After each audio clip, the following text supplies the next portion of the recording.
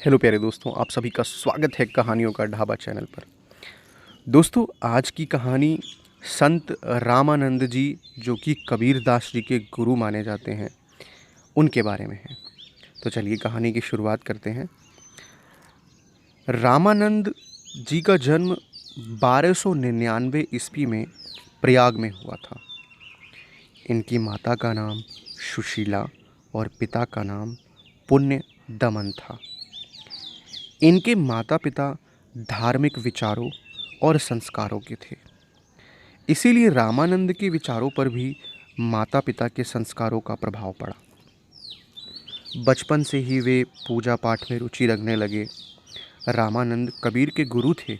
रामानंद की प्रारंभिक शिक्षा प्रयाग में हुई। रामानंद प्रखर बुद्धि के बालक थे, अतः धर्मशास्त्रों का ज्ञान प्राप्त करने के लिए उन्हें काशी भेजा गया। वहीं दक्षिण भारत से आए गुरु राघवानंद से उनकी भेंट हुई। राघवानंद वैष्णव संप्रदाय में विश्वास रखते थे। उस समय वैष्णव संप्रदाय में अनेक रूढ़ियाँ थीं। लोगों में जाति पाति का भेदभाव था। पूजा उपासना में कर्मकांड का जोर हो चला था। रामानंद को यह सब अच्छा नहीं लगता था।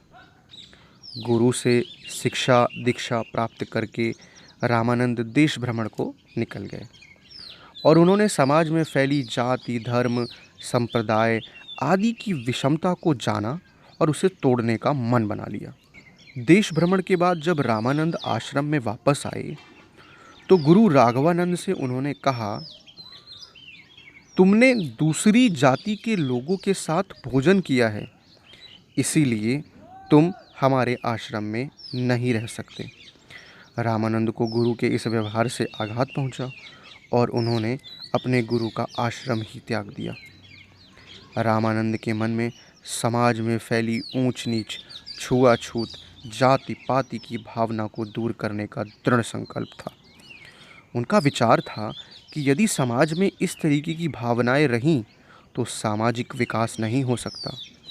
उन्होंने एक नए मार्ग और नए दर्शन की शुरुआत की, जिसे भक्ति मार्ग की संज्ञा दी गई।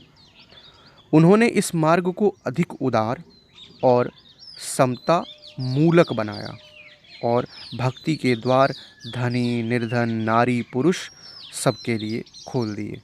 धीरे धीरे भक्ति मार्ग का प्रचार प्रसार इतना बढ़ गया कि डॉक्टर ग्रियर्सन ने इसे बौद्ध धर्म के आंदोलन से बढ़कर बताया। रामानंद के 12 प्रमुख शिष्य थे, जिसमें अनंतानंद, कबीर, पीपा, भावानंद, रविदास, नरहरि, पद्मावती, धन्ना, सुरसुर आदि शामिल हैं।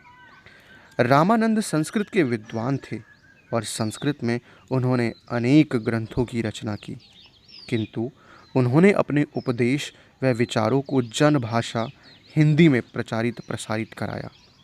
उनका मानना था कि हिंदी ही एकमात्र ऐसी भाषा है जिसके माध्यम से संपूर्ण भारत को एक सूत्र में पिरोया जा सकता है।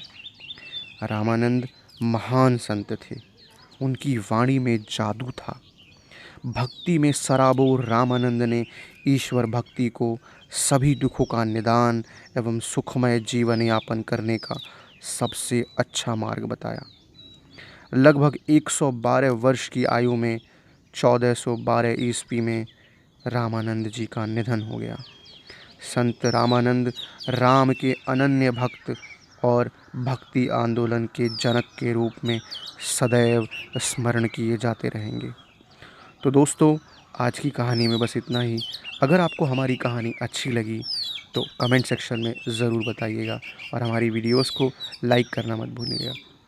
तब तक के लिए धन्यवाद।